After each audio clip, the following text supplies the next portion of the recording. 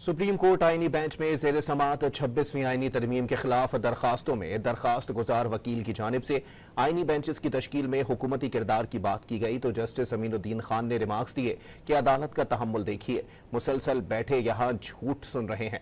Justice Musarrat Hilali ने कहा कि तरमीम हो चुकी है, आईनी बेंच बन चुका, आप चाह रहे हैं कि 26वीं आईनी तरमीम को हमें पहले मुअत्तल करना पड़ेगा। उमर बर्नी की रिपोर्ट देखिए।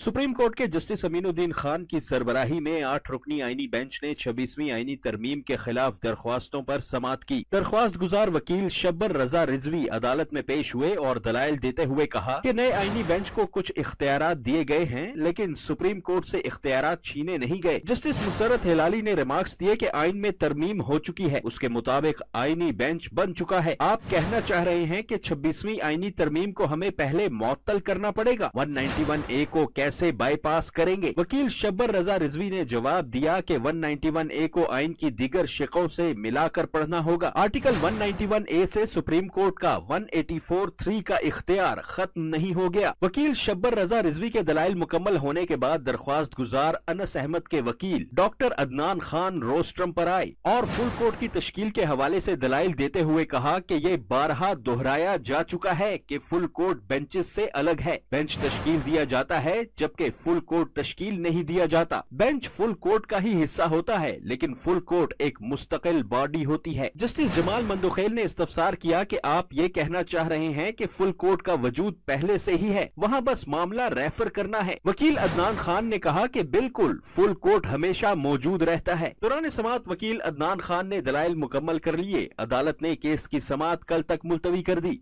उमर बरनी, डॉन न्यूज, इस्लामाबाद।